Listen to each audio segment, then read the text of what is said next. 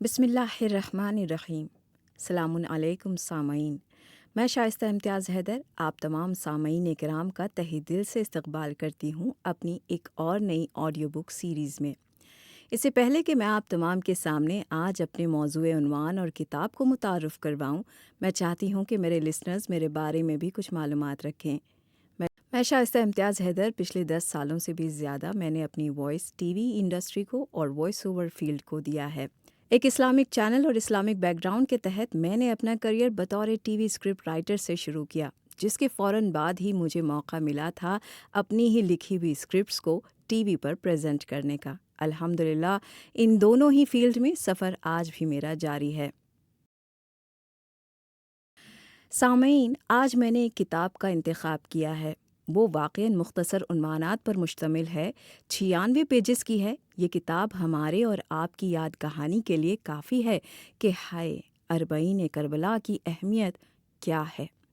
ہم اور آپ جو امام حسین علیہ السلام سے اتنی محبت رکھتے ہیں، زائر امام حسین علیہ السلام بننا چاہتے ہیں، اور ہمارے اور آپ کی یہ عشق، یہ محبت اہل بیت علیہم السلام کی نگاہ میں دل عزیز ہے۔ یہ بک ان جذبات کو تفصیل سے بیان کرنے میں کافی حد تک کامیاب رہی ہے۔ اس کتاب کا نام اسرار زیارت اربعین ہے، جو کہ تقاریر آیت اللہ شیخ محمد سند کے مجموعہ ہے۔ اس کی تقدیم جناب ابراہیم حسین بغدادی نے کی ہے، ترجمہ الطاف حسین کلاچی نے، اور کمپوزنگ ہے سید وسیم حیدر نقوی ملتان سے۔ ناشر ہے زیارت.com آن لائن لائبریری۔ اس کتاب میں تقریباً 39 باب ہیں، یعنی ٹاپکس ہیں۔ 96 پیجز پر یہ کتاب مشتمل ہے، اور فہرست کا اول عنوان ہے زیارت اربعین، اس کے بعد اس کا مقدمہ۔ اس کے بعد عنوانات جیسے زائر حسینی کے لیے حضرت امام جعفر صادق علیہ السلام کی دعا، زیارت اربعین کے اسرار، زیارت اربعین اور عالمی طاقتیں، زیارت اربعین اور اس کا علاقائی نظام، مہدوی حکومت کا قیام حسینی حکومت سے ہی، بین الاقوامی مبصرین مشاہدین اور زیارت اربعین، زیارت اربعین اور مدینہ فاضلہ، حسینی مصائب اور انبیاء کی تربیت، حضرت امام حسین علیہ السلام عراق اور اس کے مضافات کے حکمران ہیں، حسین کی حکمرانی انسانی قلوب پر ہے، عبادت کی طرف چلنا بھی عبادت ہے، موسم اربعین کی حرمت، جدید سیکولرزم اور زیارت حسین، زیارت حسین ہی تذکیر و تکرار کا راز ہے، راز اول، راز دوم، راز سوم، حسینی زائر مستضعفین کے غم میں زندگی بسر کرتا ہے، راز چہارم، نام حسین ایک کتاب ہے، اور راز پنجم، اسی طرح کئی سارے عنوانات ہیں جو کہ انشاءاللہ آہستہ آہستہ آپ تمام کے سامنے ہم اس بک کو پڑھتے ہوئے آپ تمام سے اس کا متعارف کروائیں گے۔ اس کتاب کو، اس کے عنوانات کو میری آواز دینے کا بس ایک ہی مقصد ہے کہ زائر امام حسین علیہ السلام جو کہ نہایت خاص دن یعنی یوم اربعین کو پہنچ رہے ہیں، وہ بقیہ تمام تر ایام عزا کی طرح ہی ان دنوں میں بھی امام حسین علیہ السلام اور ان کے 72 شہداء کے، ان کے اہل خانہ کے غم سے متمسک رہیں، مجلسوں میں ہوں، لوگوں کے درمیان ہوں یا تنہا ہوں، یا اس وقت جب وہ یہ محسوس کر رہے ہوں کہ ان کے دلوں میں دنیاوی ذمہ داریوں کا بوجھ اس قدر بڑھ رہا ہے کہ وہ خود ان ایام سے دوری محسوس کر رہے ہیں، تو وہ ضرور از ضرور اس مختصر سی کتاب کو ملحوظ خاطر رکھ کر اپنے ایمان میں اضافہ کریں، اور خدمت پسند آئے تو اپنے دیگر اہل ایمان سے بھی اسے شیئر کریں۔ تو آئیے بڑھتے ہیں اس کتاب کے سد باب کی جانب، پورے دل و خلوص کے ساتھ امام حسین علیہ السلام کی خدمت میں ان پر، ان کی آل پر، ان کے اصحاب پر سلام بھیجیں اور اس خدمت کا آغاز کریں۔ السلام علی الحسین وعلی علی ابن الحسین وعلی اولاد الحسین وعلی اصحاب الحسین۔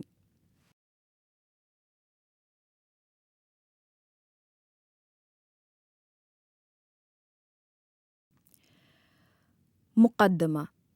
یہ کتاب کتاب شعائر الحسینیہ جلد نمبر 3 کا ایک اقتباس ہے۔ جس کا نام اسرار زیارت اربعین ہے۔ اس موضوع پر حضرت آیت اللہ شیخ محمد سند قبلہ نے زیارت اربعین کے مناسبت سے گفتگو کی ہے۔ ان کی اس گفتگو کو ایک علیحدہ کتاب کی شکل دے دی گئی ہے تاکہ اس کی افادیت عام ہو جائے۔ اب یہ کتاب آپ کے ہاتھ میں ہے۔ اس کتاب میں آیت اللہ نے زیارت اربعین کے فلسفے پر روشنی ڈالی ہے کہ زیارت اربعین انسانی روح کو کس طرح متاثر کرتی ہے اور اس کی کس طرح معنوی ملکوتی تربیت کرتی ہے، کیونکہ اس انجاذب کا مرکز و محور سید الشہداء کی مقدس روح ہے اور ان شہداء کی ارواح ہیں جنہوں نے میدان کربلا میں اپنے آقا علیہ السلام کی حضور کی شہادت کی ابدی سعادت حاصل کی تھی۔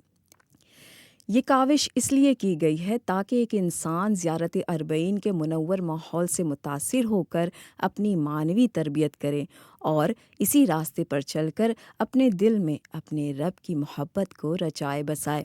جب معاشرے کے افراد اس جذبے سے معمور ہوں گے تو معاشرے میں وہ تبدیلی آئے گی جس تبدیلی کے دین و مذہب کو سب سے زیادہ ضرورت ہے۔ اہل بیت اطہار کی یہی فکر ہے کہ دنیاوی معاشرہ اس صورت میں منقلب ہو، ظلم کا خاتمہ ہو جائے، حق کا اقحاق اور باطل کا ابطال ہو جائے۔ اس دور کی عالمی طاقتیں سید الشہداء کی کربلا کی قربانی سے خوفزدہ ہیں، کیونکہ وہ اس کے آثار مشرق وسطیٰ میں پیدا ہونے والے سیاسی حالات میں دیکھ رہے ہیں کہ مشرق وسطیٰ کس طرف جا رہا ہے، بلکہ دنیا بھر میں تبدیلیاں دیکھی جا رہی ہیں۔ کتاب کے اگلے صفحات میں تفصیلات موجود ہیں جسے پڑھ کر ایک قاری عزیز حقائق سے آگاہ ہو سکے گا۔ آخر میں بارگاہ خداوندی میں التجا ہے کہ وہ محمد آل محمد کے صدقے میں ہماری اس سعی کو قبول فرمائے، کیونکہ حقیقی مددگار و معاون وہی ہے۔ آمین۔ کتاب کا اگلا باب ہے زائر حسینی کے لیے حضرت امام جعفر صادق علیہ السلام کی دعا۔ جناب معاویہ بن وہب سے روایت ہے کہ ایک دفعہ میں حضرت امام جعفر صادق علیہ السلام کی بارگاہ اقدس میں حاضر ہوا اور آپ سے اجازت لی۔ آپ نے مجھے اجازت دی تو میں نے آپ علیہ السلام کی بارگاہ میں حاضر ہوا۔ اس وقت آپ علیہ السلام نماز پڑھنے میں مصروف تھے۔ آپ جب نماز سے فارغ ہوئے تو آپ نے بارگاہ رب العزت میں مناجات کی جسے میں نے سنا۔ آپ فرما رہے تھے، اے وہ ذات جس نے ہمیں اپنی کرامت عطا کی ہے اور ہمیں اپنی وصایت سے خاص کیا ہے اور ہم سے شفاعت کا وعدہ فرمایا اور اولین و آخرین کا علم عطا کیا، خدایا تو نے لوگوں کے قلوب کو ہماری طرف مائل کیا ہے، ہمیں معاف فرما اور ہمارے برادران ایمانی کو بھی معاف فرما۔ خدایا وہ زائرین روضہ حسینی جو اپنے امول زیارت کے لیے خرچ کرتے ہیں اور ہماری محبت میں سفر کرتے ہیں اور ہمارے ساتھ بھلائی کرنے کو اپنا ایمان سمجھتے ہیں، وہ کسی صلہ و ستائش کی امید نہیں رکھتے ہیں۔ جو تیرے نزدیک ہمارے لیے مقرر ہیں وہ مسرت و خوشحالی جو تو نے اپنے نبی پر نازل فرمائی اور ان کی آل پر نازل فرمائی ہے، اپنے نبی کی عظمت کی وجہ سے ہمارے امر کو مقام قبولیت عطا فرما اور ہمارے دشمنوں پر تو نے اپنا غضب نازل فرما۔ تمام زائرین تیری رضا کے لیے ایسا کرتے ہیں۔ خدایا ہماری طرف سے انہیں اس زیارت کے عوض جنت فردوس عطا فرما۔ شب نہ روز ان کی حفاظت و محافظت فرما، ان کی اولاد کو ان کا بہترین جانشین بنا اور ان کے قلوب کو ہماری محبت سے لبریز فرما اور انہیں ان کا ناصر و معین بنا۔ ہر ظالم کے شر سے انہیں محفوظ فرما، ہر شیطان چاہے وہ کمزور ہو یا شہزور، جن ہو یا انس، اس سے ان کی پاسداری فرما۔ انہیں وہ عطا فرما جس کی وہ آرزو رکھتے ہیں۔ جب یہ اس سفر زیارت سے واپس اپنے گھروں کو لوٹیں تو ان کی تمام خواہشوں کو تکمیل فرما، کیونکہ یہ لوگ ہمیں اپنے اہل و عیال پر ترجیح دیتے ہیں۔ خداوندا ان کے دشمن ہمارے پاس ان کی آمد و رفت کو عیب خیال کرتے ہیں، لیکن یہ زائرین ان کی ان باتوں کی پرواہ نہیں کرتے اور ہمارے مخالفین کی مخالفت کرتے ہوئے ہماری طرف چلے آتے ہیں۔ خدایا زمانہ ان کا دشمن ہے، ان پر رحم فرما۔ اس وقت ان پر رحم فرما جب وہ حضرت امام حسین علیہ السلام کی زیارت کی طرف متوجہ ہوں۔ ان آنکھوں پر رحم فرما جو ہمارے لیے دل سوزی سے آنسوؤں کی برسات برساتی ہیں۔ ان قلوب پر نظر رحمت فرما جو ہمارے غموں میں آہوزاری کرتے ہیں۔ ان فریادوں پر رحم فرما جو حسین حسین کرتے ہیں۔ بار الہ، میری طرف سے تیرے حضور اس دن کے لیے یہ امانت ہیں جس دن پیاس کا غلبہ ہوگا، تاکہ میں حوض کوثر ان کا حق انہیں ادا کر سکوں۔ جوں ہی آپ کی دعا ختم ہوئی، آپ نے اپنا سر مبارک سجدے سے اٹھایا۔ میں نے عرض کیا، قربان جاؤں ایسی ملکوتی دعا اور ہم سے لوگوں کے لیے؟ جن لوگوں کے حق میں ایسی دعا ہو جائے، انہیں جہنم کی آگ کیسے جلا سکتی ہے؟ معاویہ بن وہب کا بیان ہے کہ اس دوران میں نے کہا، اے کاش میں نے یہ استحبابی حج نہ کیا ہوتا اور زیارت امام حسین علیہ السلام کی طرف چلا گیا ہوتا۔ امام علیہ السلام نے فرمایا، تمہارا خیال ٹھیک ہے، وہ کون سی چیز مانع ہے جس کی وجہ سے تم امام کی زیارت سے محروم ہو؟ آپ نے فرمایا، اے ابن وہب، زیارت کو ترک نہ کیا کرو۔ میں نے عرض کیا، اے میرے آقا، میں ان انعامات سے نا واقف تھا۔ آپ نے فرمایا، اے ابن وہب، کیا تم سمجھتے ہو زائرین امام کے حق میں صرف اہل زمین دعا کرتے ہیں؟ نہیں، یہ بات نہیں ہے، بلکہ اہل آسمان بھی ان کے حق میں دعا کرتے ہیں۔ آپ نے فرمایا، اے معاویہ ابن وہب، خوف کی وجہ سے امام حسین علیہ السلام کی زیارت ترک نہ کیا کرو۔ جو اس کا کار خیر کو ترک کرے گا وہ حسرت و یاس میں رہے گا، اور وہ پھر کہے گا، اے کاش قبر حسین اس کی قریب ہوتی۔ امام علیہ السلام نے فرمایا، کیا تجھے یہ بات پسند نہیں کہ تیرے حق میں رسول اللہ صلی اللہ علیہ وآلہ وسلم، حضرت امام علی علیہ السلام، حضرت فاطمہ سلام اللہ علیہا اور باقی ائمہ اہل بیت علیہم السلام دعا کریں؟ کیا تجھے یہ پسند نہیں کہ کل ملائکہ تجھ سے مصافحہ کریں؟ کیا تو اس بات کو محبوب نہیں رکھتا کہ تیرے تمام گناہ معاف ہو جائیں؟ کیا تجھے یہ پسند نہیں کہ کل تو میدان محشر میں آئے اور رسول اللہ صلی اللہ علیہ وآلہ وسلم تجھ سے مصافحہ کریں؟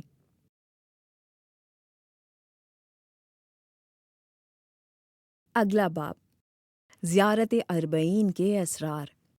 زیارت اربعین ایک عظیم الشان الہی جلسہ جبلی ہے جس میں شرکت کرنے والے خوش قسمت الہی نور کی وادی میں داخل ہوتے ہیں۔ اس نورانی اور ملکوتی ماحول میں ان لوگوں کی معنوی تربیت ہوتی ہے، ان میں اثار و قربانی کا جذبہ پیدا ہوتا ہے، ان کی روح اور بدن میں معنوی تبدیلیاں پیدا ہوتی ہیں، ان میں جو ایمانی کمزوریاں ہوتی ہیں وہ ختم ہوتی ہیں، انہیں دینوی خواہشات کی اسیری سے نجات حاصل کرنے کا علاج ملتا ہے، انہیں آخروی زندگی کی کامیابی کرنے کا جذبہ ملتا ہے۔ وہ عالی و متعالی راہوں کی راہی بن جاتے ہیں، فضیلت و عزت سے مالا مال ہوتے ہیں۔ ہم نے مختلف مصادر میں دیکھا ہے کہ اس وقت کی عالمی طاقتوں کی کروڑوں لوگوں کی اس اجتماع پر نظر ہے، وہ تغذیہ و تحقیق میں ہیں۔ انہوں نے کہا ہے کہ اگر اس وقت دنیا میں کوئی مضبوط اور محفوظ ادارہ ہے تو وہ صرف زیارت اربعین کا اجتماع ہے۔ یہ وہ ادارہ ہے جس میں نفس بشری کی ہر طرح سے تربیت ہوتی ہے، اس میں قربانی، عطا اور فدا ہونے کا جذبہ پیدا ہوتا ہے۔ یہ ایک ایسا ادارہ ہے جس میں لوگ بغیر کسی دعوت کے خود بخود جمع ہو جاتے ہیں۔ وہاں پہنچنے کے لیے اخراجات کا مطالبہ نہیں کرتے، بلکہ وہ اس راستے میں خرچ کرنے کو سعادت جانتے ہیں۔ جی ہاں، اگر کوئی حکومت لوگوں کو اپنے پاس جمع کرنا چاہے اور اس کے لیے اربوں ڈالر خرچ کر ڈالے، پھر بھی مذکورہ اجتماع کا عشر عشیر بھی جمع نہیں کر سکتے، چاہے ترغیب و ترہیب کا ماحول ہی کیوں پیدا نہ کریں۔ زیارت اربعین کے لیے کروڑوں انسان کا جمع غفیر لگتا ہے، جس کی مثال ناپید ہے۔ اگلا باب، زیارت اربعین اور عالمی طاقتیں۔ آج اس دنیا کی تمام بڑی طاقتیں زیارت اربعین کے روحانی و معنوی اجتماع سے سخت خوف زدہ ہیں، کیونکہ یہ اجتماع ایک خالص عبادی اور روحانی اجتماع ہے۔ ایسا اجتماع پیدا کرنا کسی طاقت کے بس میں نہیں ہے۔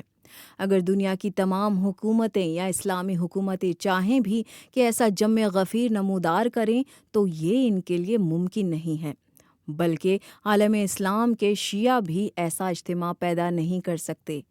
ایسا اجتماع صرف ایک ذات پیدا کر سکتی ہے جس کا نام حضرت امام حسین علیہ السلام ہے۔ یہ دنیا کی واحد طاقت ہے جو کہ اپنے دامن میں وہ مقناطیسیت رکھتی ہے کہ دنیا کے تمام شرفاء کو آپ کے پاس جمع کر لیتی ہے۔ اس اجتماع کے لیے نہ کوئی اعلان کیا جاتا ہے، نہ کسی کو دعوت دی جاتی ہے، نہ رغبت دلائی جاتی ہے، اور نہ کسی کو اس اجتماع میں شرکت کے لیے ڈرایا یا دھمکایا جاتا ہے۔ اس اجتماع میں شرکت کے لیے شرکاء ہی جانی و مالی اخراجات کرتے ہیں۔ وہ اپنا وطن چھوڑتے ہیں، رقم خرچ کرتے ہیں اور گھروں کو چھوڑ چھاڑ کر چلے آتے ہیں۔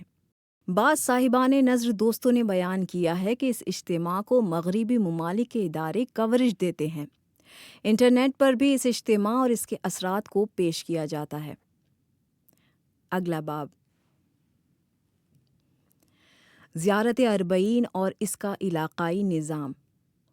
زیارت اربعین کا موسم آتا ہے اور یہ ملکوتی اجتماع ملک عراق میں نمودار ہوتا ہے تو اس اجتماع کو پوری دنیا دیکھ رہی ہوتی ہے۔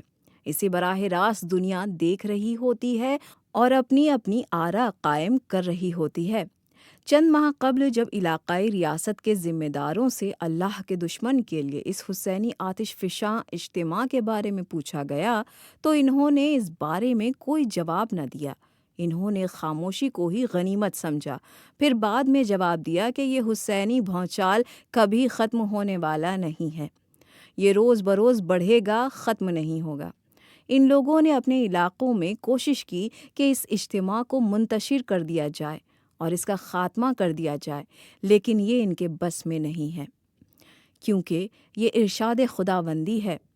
یہ لوگ چاہتے ہیں کہ اپنے منہ کی پھوکوں سے اللہ کے نور کو بجھا دیں، اور اللہ اپنے نور کو پورا کر کے رہے گا، خواہ کفار برا مانے۔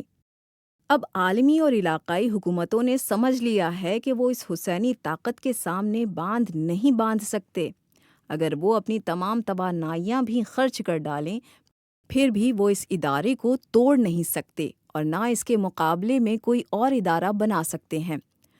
ملک عراق مشرق وسطیٰ کے قلب میں ہے اور بر اعظم ایشیا اور بر اعظم افریقہ کے سنگم پر ہے۔ علاوہ ازیں وہ مختلف تہذیبوں اور ادیان کا چوراہے پر ہے۔ اس کے ارد گرد مختلف تہذیبیں اور ادیان موجود ہیں۔ وہ ایک دھڑکتا دل ہے اور سید الشہداء حضرت امام حسین علیہ السلام اس کے دل کا ربط ہیں۔ حضرت امام حسین علیہ السلام کے پاس تمام طاقتیں موجود ہیں۔ اگلا باب، مہدوی حکومت کا قیام حسینی حکومت سے ہی۔ ابھی تک جو کچھ ہم نے پڑھا ہے اس سے ثابت ہوتا ہے کہ فرزند رسول صلی اللہ علیہ وآلہ وسلم حضرت امام حسین علیہ السلام اپنے فرزند حضرت مہدی عجل اللہ تعالی فرجہ الشریف کے ناصر و معین ہیں۔ آپ علیہ السلام ہی اپنے فرزند کے انقلاب کی تعمیر کر رہے ہیں۔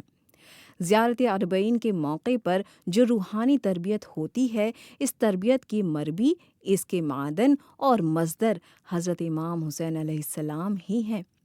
آپ کی شہادت کے بعد یہ سلسلہ چلا جو صدیوں سے چلا آ رہا ہے۔ اس طرح حضرت امام مہدی اجل اللہ تعالی فرجہ الشریف کے ظہور کی راہیں طے ہو رہی ہیں۔ آپ علیہ السلام کے انقلاب کے لیے زمین ہموار ہو رہی ہے، اس لحاظ سے کہ ہم کہہ سکتے ہیں کہ حضرت امام زمانہ اجل اللہ تعالی فرجہ الشریف اپنے دادا کی نصرت سے اپنے ملکوتی انقلاب کو کامیاب کریں گے۔ یہ نقطہ نہایت ہی اہم اور مہم ہے۔ دوسرا نقطہ یہ ہے کہ مہدوی پلاننگ کا دار و مدار حسینی انقلاب ہی ہے۔ حضرت امام حسین علیہ السلام کی الہی پلاننگ کے بغیر مہدوی حکومت قائم نہیں ہو سکتی۔ ہم اپنے اس مقصد کو دوسرے الفاظ میں یوں پیش کر سکتے ہیں کہ جہاں اہل ایمان حضرت امام مہدی اجل اللہ تعالی فرجہ الشریف سے محبت رکھتے ہیں، اس کی محبت کا سبب آپ علیہ السلام کے دادائے بزرگوار حضرت امام حسین علیہ السلام اس کا عکس ہیں۔ یہ نقطہ اس بات کا اعلان کر رہا ہے کہ ایمانی عقیدتوں کے مراکز و محور حضرت امام حسین علیہ السلام ہیں، اور ان کی وجہ سے حضرت امام مہدی اجل اللہ تعالیٰ فرجہ الشریف کائنات کے مرکز ہیں، کیونکہ سید الشہداء کے مراتب امام زمانہ اجل اللہ تعالیٰ فرجہ الشریف کے مراتب پر مقدم ہے، جس طرح کے زیارت میں ذکر ہے۔ اللہ رب العزت کی اس گروہ پر لعنت ہے جس نے آپ کو آپ کے مقام سے دور کیا اور آپ کو اس رتبے سے گرایا جو خدا نے آپ کو عطا کیا تھا۔ ایک مومن سب سے پہلے اللہ کو تسلیم کرتا ہے، اس کے بعد اس کے نبی کو، اور اس کے نبی نے اپنی امت کو اپنے فرزند امام مہدی اجل اللہ تعالیٰ فرجہ الشریف کی نصرت کی دعوت دی تھی۔ اسی طرح ایک مومن حضرت امام علی علیہ السلام کی امامت کو تسلیم کرتا ہے۔ امام نے اپنے پیروکاروں کو کہا تھا کہ وہ حضرت امام مہدی اجل اللہ تعالیٰ فرجہ الشریف کی نصرت کریں۔ اسی طرح جب ایک مومن حضرت امام حسین علیہ السلام کی ولایت و امامت پر اعتقاد رکھتا ہے تو یہی عقیدہ اس پر حضرت مہدی اجل اللہ تعالیٰ فرجہ الشریف کی محبت اور نصرت کو واجب کرتا ہے۔ اس محبت کا نتیجہ یہ سامنے آتا ہے کہ مہدوی مشروع حسینی مشروع کے ذریعے ہی قائم ہوگا۔ دوسرے الفاظ میں ہم یہ کہیں گے، اے مہدویوں، اپنے امام سے عشق رکھنے والوں، اے ظہور امام زمان کے عاشق جوانوں، امام مہدی کی نصرت کا باب بہت زیادہ وسیع و عریض ہے، کیونکہ حسینی انقلاب مہدوی انقلاب کا اثاثہ ہے۔ تمام شاعر دینیاء کے محافظ حسینیت ہی ہیں۔ جی ہاں، یہ ایک امر عظیم ہے، اس کی طرف توجہ و التفات کرنا واجب ہے۔ اس کے بعد زیارت اربعین اپنے ذات کے لحاظ سے ایک انقلاب ہے۔ اس کا اجتماع، اس کا یہ جمع غفیر جو کروڑوں نفوس پر مشتمل ہوتا ہے، محل تربیت ہے، بلکہ ظہور کی تیاریوں کا ایک اہم حصہ ہے۔ اساس ظہور حسینی انقلاب ہے، اور حسینی انقلاب زیارت اربعین ہے، جس کا اجتماع کروڑوں نفوس پر مشتمل ہے۔ اگلا باب، بین الاقوامی مبصرین، مشاہدین اور زیارت اربعین۔ اس وقت ہر جگہ مواصلاتی باوثوق ذرائع موجود ہیں۔ اس مقام پر ہم اپنی بات کو ثابت کرنا چاہتے ہیں تاکہ دوبارہ یہ بات نہ کرنا پڑے۔ اربعین کے موسموں میں دسیوں لاکھ نفوس دنیا بھر سے کربلا میں جمع ہوتے ہیں، اور جب وہ کربلا کی طرف رواں دواں ہوتے ہیں تو وہ ہر لحاظ سے محفوظ ہوتے ہیں۔ ایسی کوئی ایک مثال دنیا بھر کے ترقی یافتہ متمدن ممالک میں دکھائی جائے کہ جہاں اس قدر لوگ جمع ہوں اور حکومتیں پریشان نہ ہوں اور لوگ پرامن رہیں، لوگوں کی حفاظت بھی ہو رہی ہو اور ان کے غذا و خوراک کا انتظام بھی ہو۔ ایسا ایک نمونہ دنیا میں دکھا دو، کہیں نظر نہیں آئے گا۔ ہم دعویٰ کرتے ہیں کہ اس قسم کا محفوظ اور پرامن اجتماع کہیں نہیں ہو سکتا، اور اگر ہو سکتا ہے تو وہ صرف اربعین کے موقع پر ہی ہو سکتا ہے۔ کروڑوں کا یہ اجتماع ایک خطے، ایک منطقے اور ایک لقبے میں ہوتا ہے۔ دنیا بھر سے لوگ آتے ہیں اور ان سب کا سفر کربلا میں اختتام پذیر ہوتا ہے، جو چند ہفتوں پر مشتمل ہوتا ہے۔ ایسے اجتماعات کے لیے حکومتیں حکمت عملی اپناتی ہیں۔ تمام بلدیاتی نظاموں کو سامنے رکھا جاتا ہے۔ ہمارا دعویٰ ہے کہ جس قدر بھی حکومتیں منظم ہو کر انتظام کریں، پھر بھی ان کا انتظام ناقص رہے گا۔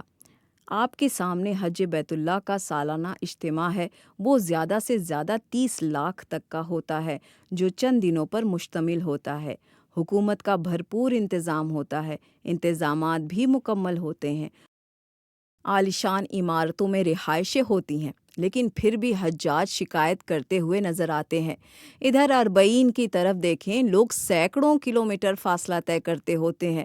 انتظامیہ گورنمنٹ ہوتی ہیں اور نہ ہی کوئی جماعت، صرف مومنین ہوتے ہیں جو اس پروگرام کو سنبھالے ہوئے ہوتے ہیں۔ ہر چیز کی فراوانی ہوتی ہے، امن ہوتا ہے، سکھ ہوتا ہے، سکون ہوتا ہے، کسی کو کوئی پریشانی نہیں ہوتی۔ ہر طرف جذبہ ایثار کا فرما ہوتا ہے۔ مشرق وسطیٰ میں امریکہ کی طرف سے تعینات فوج کے اعلیٰ کمانڈر نے اربعین کا اجتماع کو دیکھ کر کہا تھا، میں اس امر کا اعتراف کرتا ہوں کہ اے شیعو، تمہارا کوئی جواب نہیں۔ جس قدر تم مہذب اور متمدن ہو، اس طرح دنیا بھر میں کوئی بھی نہیں ہے۔ تمہاری تہذیب و ثقافت کا مقابلہ نیو یارک اور پیرس بھی نہیں کر سکتے۔ جی ہاں، یہ حقیقت ہے، یہ تعجب کا مقام نہیں ہے۔ دنیا بھر میں کہیں کوئی اجتماع ہو، اس میں اتنے مسائل اور حوادث جنم لیتے ہیں کہ الامان۔ بوثق ذرائع سے بارہا سنا ہے کہ مغرب کے متمدن ممالک میں جب چند ساعت کے لیے بجلی غائب ہوتی ہے تو انہیں ساعت میں ہزاروں کے حوادث ہوئے۔ لوگوں نے قانون امن کی دھجیاں اڑا دیں، لیکن زیارت اربعین کے موقع پر اس قسم کا کوئی حادثہ پیش نہیں آیا۔ یہ کوئی اتفاق نہیں ہے بلکہ اعجاز ہے۔ یہ اعجاز وہ اعجاز ہے جو اہل بیت اطہار کی تعلیمات میں سے متعلق ہے۔ اہل بیت رسول نے دنیا کو تہذیب و تمدن اور حضارات کا وہ درس دیا ہے جس کا اظہار اربعین کے موقع پر دنیا کے سامنے آتا ہے۔ اگلا باب، عبادت کی طرف چلنا عبادت ہے۔ فقہی قاعدہ ہے کہ عبادت کرنے کے لیے سفر کرنا عبادت خداوندی میں شمار ہوتا ہے۔ ہمارے پاس بہت سے نصوص ہیں جو اس امر پر دلالت کرتی ہیں کہ سید الشہداء کے روضے کی طرف سفر کرنا اور اس طرح سے جس طرح حضرت امیر علیہم السلام اور باقی ائمہ کے روضوں کی طرف سفر کرنا ہے، ہر قدم پر ایک مقبول حج اور مقبول عمرے کا ثواب لکھا جاتا ہے۔ ہم کچھ روایت یہاں درج کرتے ہیں۔ بشیر ذہان سے روایت ہے کہ میں نے حضرت امام جعفر صادق علیہ السلام سے سنا ہے، آپ نے فرمایا، اے بشیر، جب تم میں سے کوئی آدمی دریائے فرات کے کنارے پر غسل کرتا ہے اور حضرت امام حسین علیہ السلام کی قبر مبارک پر آتا ہے اور وہ امام کے حق کا عارف بھی ہوتا ہے، تو اللہ سبحانہ و تعالیٰ اس سے اس کے ہر قدم کے عوض وہ جو زمین پر رکھتا ہے یا اٹھاتا ہے 100 مقبول حج کا ثواب عطا کرتا ہے۔ علاوہ ازیں 100 عمرے، 100 غزوے جو کسی نبی کی معیت میں لڑے گئے ہوں گے، اس کا ثواب عطا کرتا ہے۔ حضرت امام جعفر صادق علیہ السلام سے روایت ہے، حضرت امام حسین علیہ السلام کی قبر مبارک کی زیارت کے لیے پیدل چلنے کا ثواب ہر مستحب عبادت سے بہت زیادہ ہے۔ اگلا باب، موسم اربعین کی حرمت۔ یہاں ایک اور شرعی قاعدہ ہے۔ کچھ ایسے محترم مقامات ہیں جن کا احترام واجب ہے، اس اعتبار سے وہ عزت و احترام کے مالک ہیں۔ ان کی جغرافیائی حیثیت بھی محترم ہے، جس طرح کہ کعبہ اور مسجد الحرام ہے۔ اس کی اپنی حرمت ہے۔ مکہ محترم ہے کیونکہ اس میں مسجد الحرام ہے، اس طرح مواقعت میں وہ سب سے محترم ہے۔ اسی طرح مدینے کا حرم ہے۔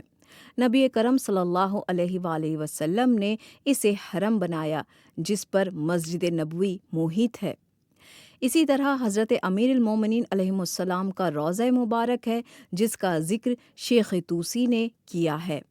حضرت امیر علیہ السلام کے حرم میں مساجد اربع کی طرح مسافر کو اختیار ہے کہ وہ نماز قصر پڑھے یا تمام پڑھے۔ مسجد کوفہ میں تمام نماز پڑھنے کی وجہ یہ بتائی گئی ہے کہ وہ حضرت امیر علیہ السلام کا حرم ہے اور آپ کی قبر مبارک حرم کا موضوع و مرکز ہے۔ حضرت امام جعفر صادق علیہ السلام سے روایت ہے کہ اللہ رب العزت کے علم میں یہ محفوظ ہے کہ نماز اتمام 4 مقامات پر ہیں: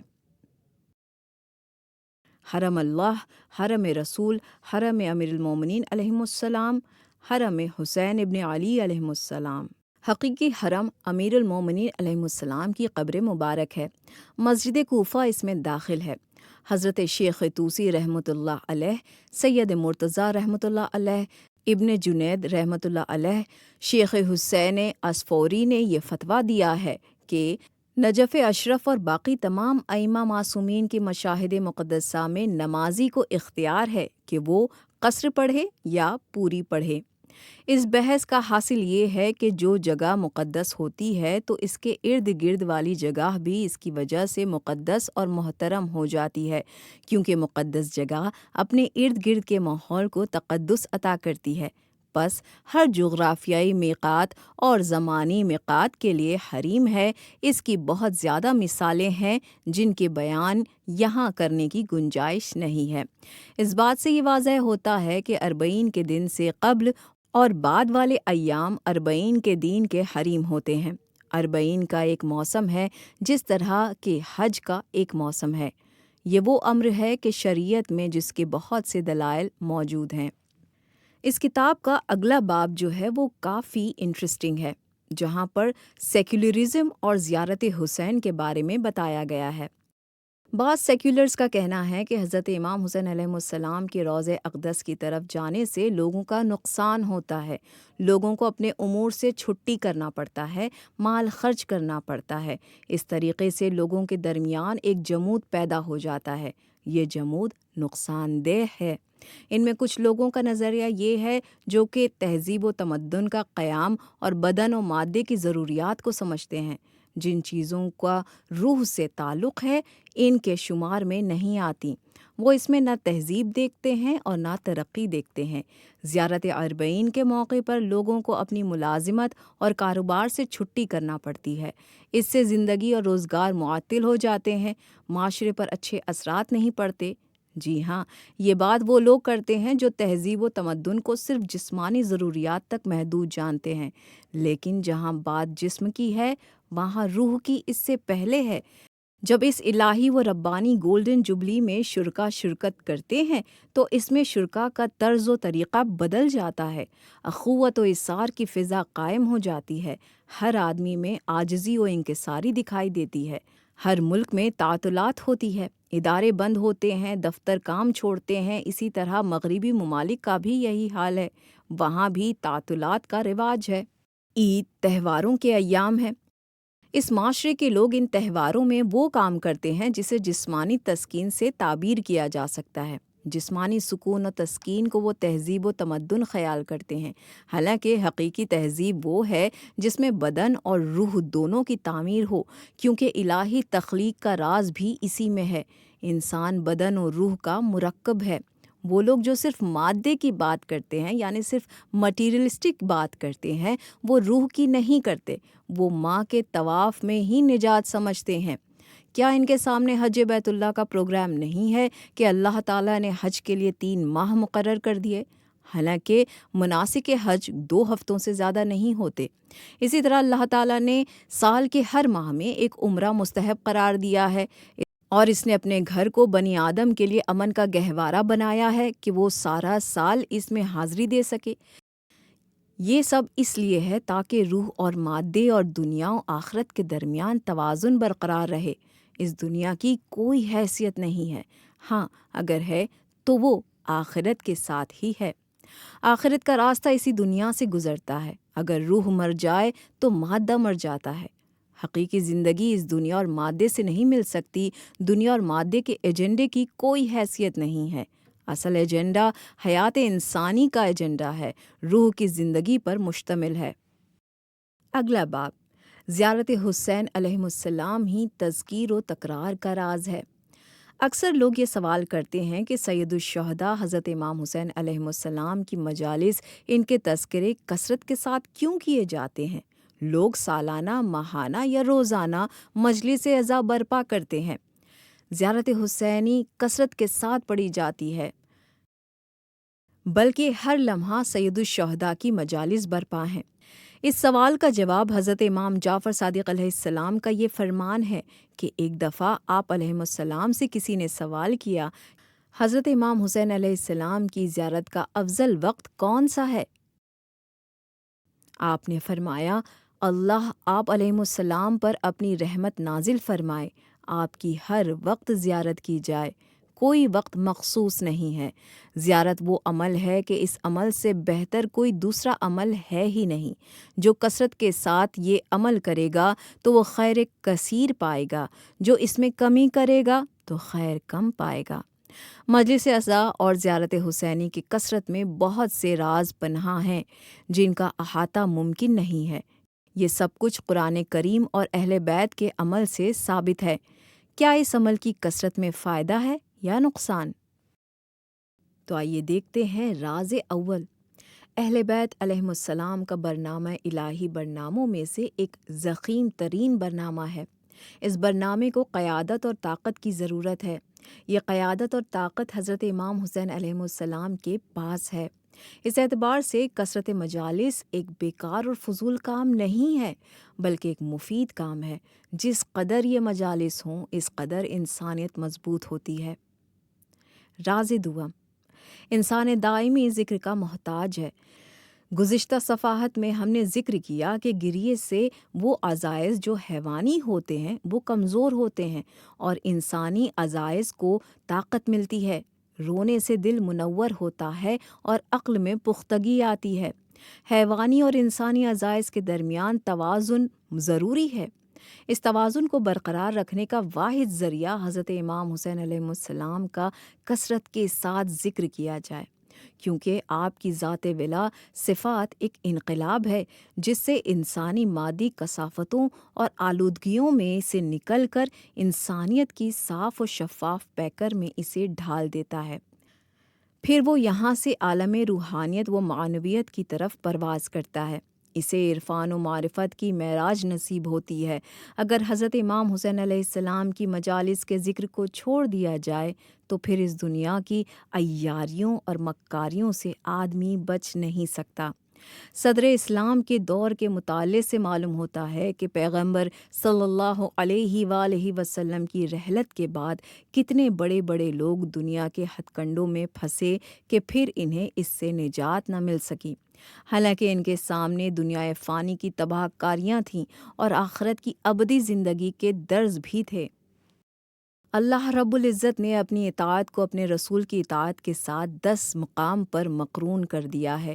اس کی تفصیل یہ ہے: اللہ کی اطاعت کرو اور اس کے رسول کی اطاعت کرو۔ ایک اور آیت میں اللہ تعالیٰ نے اپنی اطاعت کو اور اپنے نبی کی اطاعت کو اولی الامر کے اطاعت سے متصل کیا ہے۔ اے ایمان لانے والو، اللہ کی اطاعت کرو، رسول کی اطاعت کرو اور تم میں سے جو اولی الامر ہے اس کی اطاعت کرو۔ سابقہ بحثوں میں گزر چکا ہے کہ امر شب قدر میں نازل ہوتا ہے۔ فرشتے اور روح اس شب میں اپنے رب کے اذن سے تمام تعین شدہ حکم لے کر نازل ہوتے ہیں۔ وہ اپنے حکم سے فرشتوں کو روح کے ساتھ اپنے بندوں میں سے جس پر چاہتا ہے نازل کر دیتا ہے۔ ہم نے اس ایک بابرکت رات میں نازل کیا ہے۔ یقیناً ہم نے تنبیہ کرنے والے اس رات میں ہر حکیمانہ امر کے تفصیل و وضع کی جاتی ہے، ایسا امر جو ہمارے ہاں صادر ہوتا ہے کیونکہ ہمیں رسول بھیجنا مقصود ہے۔ سورہ شورا میں اللہ تعالیٰ ارشاد فرماتا ہے: اور اس طرح ہم نے اپنے امر میں سے ایک روح آپ کی طرف وحی کی ہے۔ امر ایک عالم ہے جو عالم ابدا و عالم ملکوت پر مشتمل ہے۔ اس لحاظ سے اولی الامر کی حکومت کا دائرہ لامحدود ہے، وہ وسیع و عریض ہے۔ آسمان اور زمین عالم ملکوت کا ایک حصہ ہیں، جتنے عوالم اور عالم ملکوت کا حصہ ہیں۔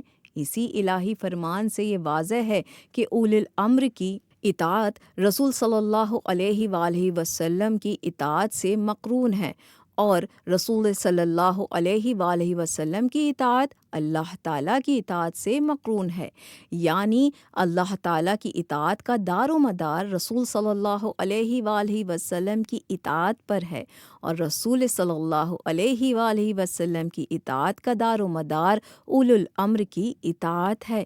یہ اطاعت ایک عظیم الشان اطاعت ہے، اس لیے اللہ رب العزت نے اجر رسالت کو مودۃ فی القربہ میں محصور کر دیا ہے۔ میں اس تبلیغ رسالت پر تم سے کوئی اجر نہیں مانگتا سوائے قریب ترین رشتہ داروں کی محبت کے۔ اس بحث سے یہ ثابت ہوا کہ روح اصحاب قرآن پر نازل ہوتی ہے، یعنی وہ جو پاک و پاکیزہ ہستیاں ہیں۔ فرمان خداوندی ہے، اللہ کا ارادہ بس یہی ہے کہ ہر طرح کی ناپاکی کو اہل بیت آپ سے دور رکھیں اور آپ کو ایسا پاکیزہ رکھے جیسا پاکیزہ رکھنے کا حق ہے۔ یہ ہستی اصحاب قرآن ہیں، شب قدر میں انہی پر امر نازل ہوتا ہے۔ اللہ رب العزت نے انہیں طیب و طاہر ہستیوں کے اطاعت کو اپنے اوپر رسول اللہ صلی اللہ علیہ وآلہ وسلم کی اطاعت سے مقرون کیا ہے۔ جب ایک انسان ان شخصیات کے فضائل و مناقب سے آگاہ ہوتا ہے تو ان کی قیادت کو تسلیم کر لیتا ہے۔ ان کے مصائب و عالم کے مطالعے اور ذکر سے معلوم ہوتا ہے کہ ان ہستیوں نے اللہ کے دین کے بقا کے لیے کس قدر جد و جہد کی ہے۔ راز چہرم: ہر انسان اکثر اپنے حالات و واقعات میں گم رہتا ہے۔ کبھی وہ فکر معاش میں گھرا ہوتا ہے، کبھی وہ حاسد کی حسادات اور دشمن کی عداوت سے خوف زدہ دکھائی دیتا ہے کہ فلاں مجھے اذیت سے دوچار رکھتا ہے اور فلاں مجھ سے بغض رکھتا ہے۔ یعنی انسان اپنی ذات کا طواف کر رہا ہے اور وہ حیران و سرگردان ہوتا ہے۔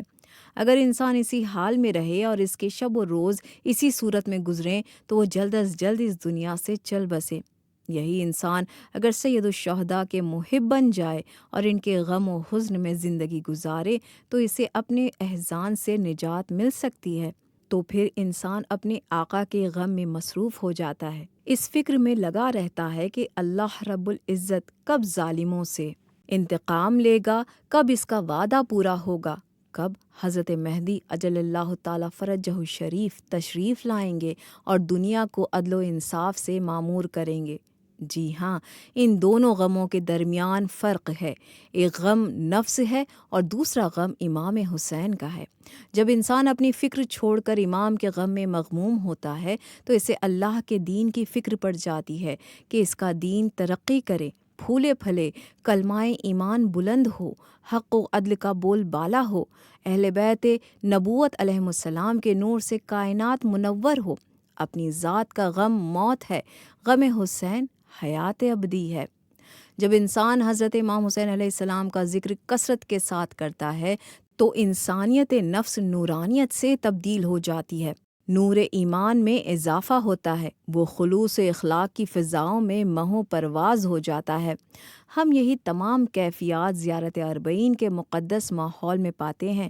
جب زائرین نجف اشرف سے کربلا کی طرف پیدل چل رہے ہوتے ہیں تو یہ سارے راز وہیں منکشف ہو جاتے ہیں۔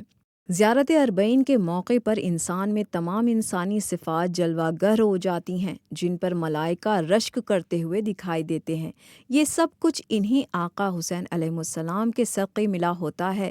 اس دوران کوئی ایسا حادثہ پیش نہیں آتا جس سے شرف انسانی کی تذلیل ہوتی ہے، بلکہ ہر طرف ایثار کی باد نسیم کے جھونکے ہوتے ہیں۔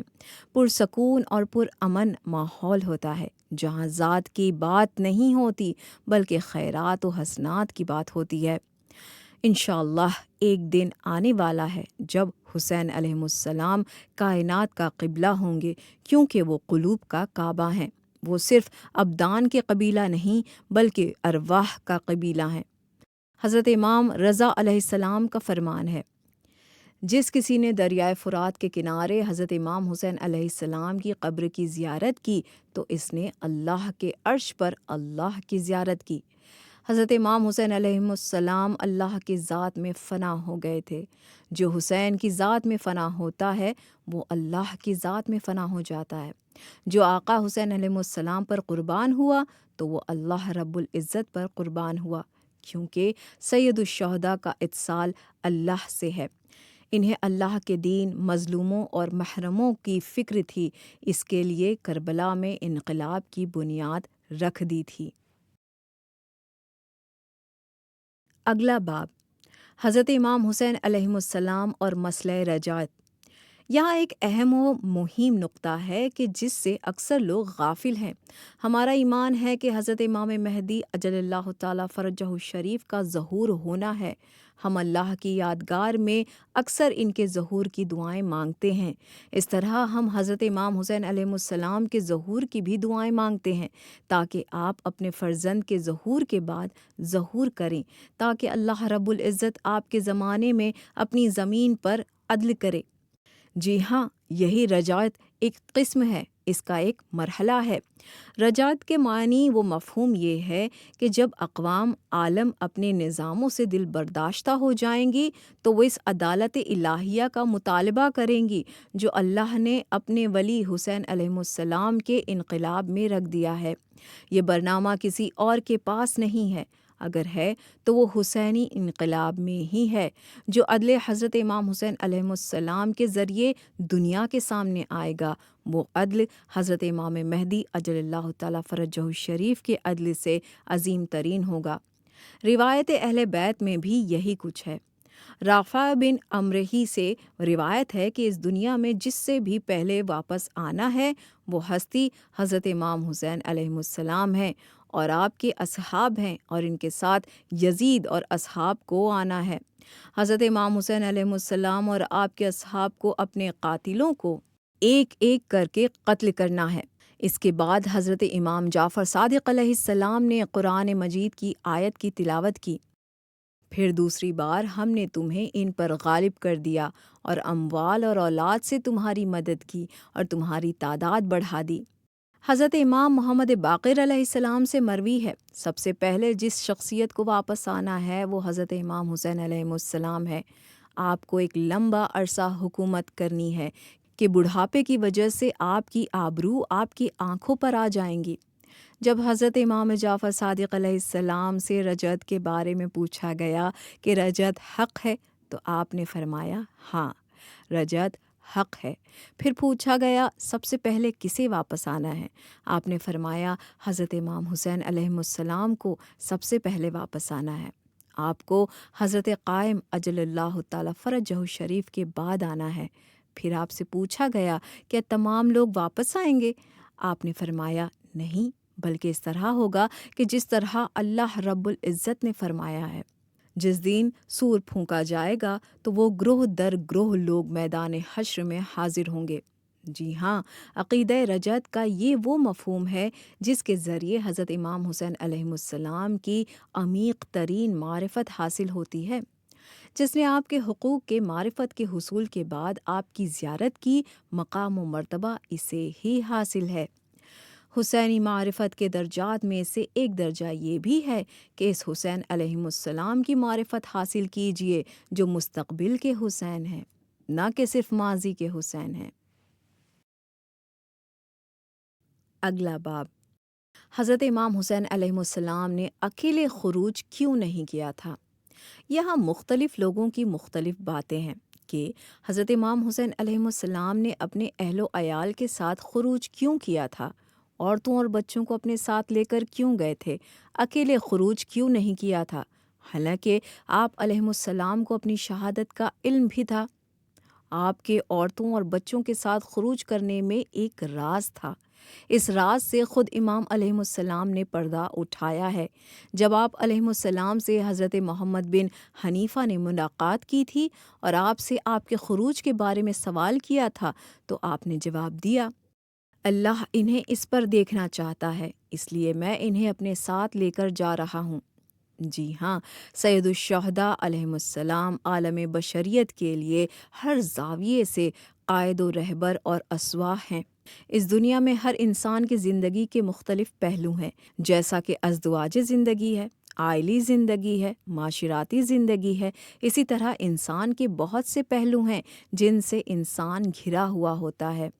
ارشاد خداوندی ہے، کہہ دیجئے تمہارے آباء اور تمہارے بیٹے اور تمہارے بھائی اور تمہاری بیویاں اور تمہاری برادری اور تمہارے وہ اموال جو تم کماتے ہو اور تمہاری وہ تجارت جس کے بند ہونے کا تمہیں خوف ہے اور تمہارے پسند کے مکانات، اگر تمہیں اللہ اور اس کے رسول اور راہ خدا میں جہاد سے زیادہ عزیز ہیں تو ٹھہرو، یہاں تک کہ اللہ اپنا حکم لے آئے، اور اللہ فاسقوں کی رہنمائی نہیں کیا کرتا۔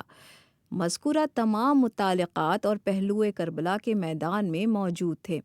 حضرت امام حسین علیہ السلام نے ان تمام رشتوں کو اپنے ساتھ لیا اور سبھی کو اللہ کے دین پر مختلف صورتوں میں قربان کر دیا۔ آپ نے اپنے تمام اہل بیت کو میدان کربلا میں اپنے ساتھ رکھا تھا۔ آپ کے ساتھ آپ کے چھوٹے چھوٹے بچے تھے، خواتین تھیں، بہنیں تھیں اور بیٹیاں تھیں۔ اس لحاظ سے آپ نے ہر طرح سے قربانی دی۔ آپ نے صرف اپنی شہادت پیش نہیں کی تھی، بلکہ آپ نے اپنے جوانوں کی قربانیاں دیں اور اپنی خواتین اور بچوں کی اسارت برداشت کی تھی۔ علاوہ ازیں آپ کے اصحاب و انصار آپ کے ہمراہ تھے، آپ نے انہیں بھی اللہ کے راستے میں قربان کر دیا تھا۔ اے وہ جسے آقا حسین علیہ السلام سے محبت ہے، جس طرح تیرے آقا نے اللہ کے راستے میں اپنا سب کچھ قربان کر دیا، اسی طرح تو بھی اللہ کے راستے میں قربان کر دے۔ صرف مال اور اولاد نہیں بلکہ جو تیرے دوست ہیں، اصحاب و انصار ہیں، انہیں بھی قربان کر۔ جن جن لوگوں کو تیرے نام سے محبت ہے انہیں بھی قربان کر دے۔ مذکورہ بالا بحث کے مطابق حضرت امام حسین علیہ السلام ایک مدرسہ ہیں، کالج ہیں، بلکہ عظیم الشان یونیورسٹی ہیں۔ علاوہ ازیں آپ وہ تمام کتاب ہیں جس کے صفحات میں جوانوں کی قربانیوں کا ذکر ہے، پیاروں کی قربانیوں کی داستانیں ہیں، اصحاب اور اتباع کرنے والوں کی قربانیوں کے تذکرے ہیں۔ اس کتاب کے ہر صفحے پر ملکوتی و دروس ہیں، عبرتیں ہیں، معاشراتی امور کی جامع تشریحات ہیں۔ اس لحاظ سے ہم دیکھتے ہیں کہ کامیاب معاشرے کی تمام تشریحات سید الشہداء علیہ السلام کے انقلاب میں موجود ہے۔ اگلا باب، حسینی زوار اور نور حسینی۔ حضرت امام حسین علیہ السلام اور آپ کی اولاد کے درمیان اور آپ کے برادران اور آپ کے اصحاب کے درمیان جو تعلق ہے، اس کا اساس حب ہے، یعنی محبت ہے۔ آپ کی اولاد کو آپ کے برادران اور آپ کے اصحاب کو آپ کے ساتھ شدید محبت ہے۔ یہ تکلیفی قصہ نہیں ہے اور اس کا تعلق عقل کے ساتھ ہے۔ عقل اس کی بلندیوں تک پرواز نہیں کر سکتی۔ یوم عاشور کے احادیث کی تفسیر عقل سے نہیں کی جا سکتی۔ عقل کی پرواز محدود ہے۔ سید الشہداء کا مقام بہت بلند ہے، اعلیٰ و رفع ہے۔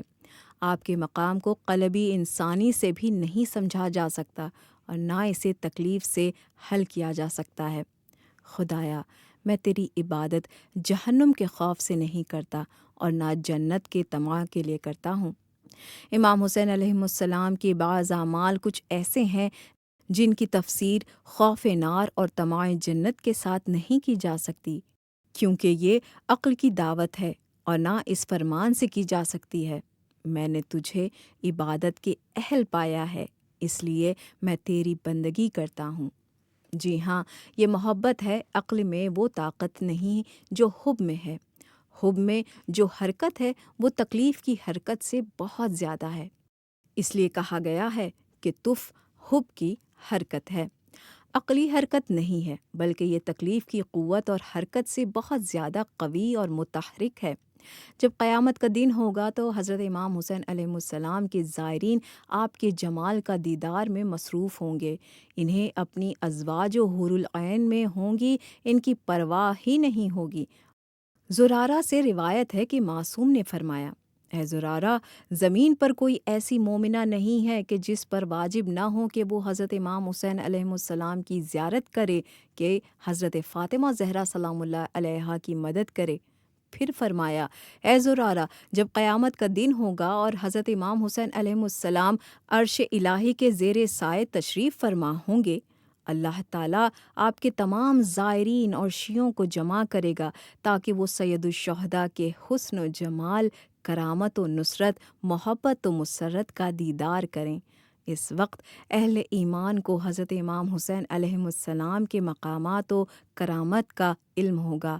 آپ کے مقامات کا حقیقی علم اللہ رب العزت کو ہے۔ زائرین امام علیہ السلام کے پاس ان کی جنتی بیویوں کی طرف سے قاصد آئیں گے اور کہیں گے، ہم تمہاری بیویوں کی طرف سے ان کا پیغام لے کر آئے ہیں۔ انہوں نے کہا ہے کہ وہ تمہارا انتظار کرتے کرتے تھک گئی ہیں، اب ان کے پاس واپس آ جاؤ۔ یہ زائرین جو حسینی جمال کے دیدار میں گم ہوں گے، ان سے کہیں گے، تم واپس جا کر انہیں پیغام دو کہ اگر اللہ نے چاہا تو جلد ہی آئیں گے۔ اس بحث سے یہ معلوم ہوتا ہے کہ عاشق امام حسین علیہ السلام کا حسین سے جو تعلق و علاقہ ہے وہ تکلیف عربی سے مافوق ہے اور عقل کی قدرت اور طاقت سے مافوق ہے۔ حضرت رسول اکرم محمد مصطفیٰ صلی اللہ علیہ وآلہ وسلم کی سب سے بڑی صفت حبیب اللہ ہے۔ یہ وہ عظمت ہے جو کسی دوسرے نبی کے حصے میں نہیں آئی ہے۔ جس طرح جہنم وسیع ہے اور اس کی وسعت کو ناپا نہیں جا سکتا، اسی طرح جنت کی وسعت ہے، سید الشہداء کی حکومت اور عظمت سب پر بھاری ہے۔ عالم نور میں جو جذب کی کیفیت ہے وہ عالم جنان اور عالم میزان سے بہت زیادہ وسیع ہے۔ یہی وجہ ہے کہ زائرین حسینی جب حضرت امام حسین علیہ السلام کے نور کا دیدار کر رہے ہوں گے تو وہ آپ کے نور کے جذب کی کیفیت میں گم ہو کر رہ جائیں گے، نہیں اپنی حور العین سی بیویوں کا خیال بھی نہیں کریں گے۔ وہ نور حسینی کے دیدار کی لذت کو کیسے چھوڑ سکیں گے؟ میں تیری عبادت تیری جنت کے تمام میں نہیں کرتا، بلکہ میں نے تجھے عبادت کا اہل پایا اس لیے تیری عبادت کرتا ہوں۔ خدایا میں نے تجھے بارہا متعدد مرتبہ عبادت کے اہل پایا ہے اس لیے تیری عبادت کرتا ہوں۔ جس نے تجھے پایا اسے سب کچھ مل گیا، جس نے تجھے کھو دیا اس نے کچھ نہیں پایا۔ اس لیے سید الشہداء نے فرمایا، جس طرح مجھے وفادار اصحاب ملے وہ کسی دوسرے کو نہیں ملے، میں نہیں جانتا کہ میرے اصحاب سے بہتر بھی کسی کے اصحاب ہیں۔ جس طرح میرے اہل بیت نیک اور چاہنے والے ہیں اس طرح کسی اور کے اہل بیت نہیں ہے۔ جن لوگوں نے اپنے آپ کو حضرت امام حسین علیہ السلام کی ذات میں فنا کر دیا تھا، انہیں معلوم تھا کہ وہ عنقریب قتل ہوں گے اور ان کی لاشوں کے ٹکڑے ٹکڑے کر دیے جائیں گے۔ یہ لوگ نور حسینی میں کھو کر رہ گئے تھے۔ نور حسینی میں وہ جذب کی وہ قدرت ہے جو جنت اور اس کی نعمت میں نہیں ہے۔ حسینی نور تمام انوار سے مافوق ہے۔ جی ہاں، جب حسینی کتاب کا مطالعہ کیا جاتا ہے تو اس میں معاشرے کا ہر طبقہ ملتا ہے، بلکہ ہر عمر کا انسان حسینی کتاب میں ملتا ہے۔ حسینی کتاب کتاب طیف ہے۔ جو جذب و انجاذب اور جو کشش و مقناطیسیت حسین علیہ السلام میں ہے وہ کسی اور میں نہیں ہے۔ اس کتاب کا آخری باب شہادت حسین علیہ السلام حرارت ہے۔ دائرے حسینی ہمیشہ وسیع سے وسیع تر ہوتا جا رہا ہے۔ جو لوگ اس دائرے میں داخل ہوتے ہیں وہ پھر اس سے باہر نہیں جاتے بلکہ اس کے ہو کر رہ جاتے ہیں، کیونکہ یہ قرآن مجید کی شبیہ ہے۔ حضرت امام حسین علیہ السلام کا وہی مقام ہے جو قرآن کریم کا مقام ہے۔ جس طرح قرآن پرانا نہیں ہوتا اس کا ذکر بھی پرانا نہیں ہوتا، بلکہ آئے روز اس میں جدت آتی ہے، تازگی آتی ہے، اس کے شعلے بلند ہوتے ہیں، اس کی نورانیت نئی نسل کے قلوب کو منور کرتی ہے۔ اسی لیے نبی اکرم محمد مصطفیٰ صلی اللہ علیہ وآلہ وسلم نے فرمایا تھا، حضرت امام حسین علیہ السلام کا قتل وہ حرارت ہے جو اہل ایمان کے قلوب میں ہمیشہ بھڑکتی رہے گی، جو کبھی ٹھنڈی نہیں ہوگی۔ یہ حرارت صرف مومنین صالحین کے قلوب میں نہیں پائی جاتی بلکہ دوسرے لوگوں کے قلوب میں بھی پائی جاتی ہے۔ دلیل یہ ہے کہ آئے دن حسینیت سے محبت و عقیدت میں اضافہ ہو رہا ہے۔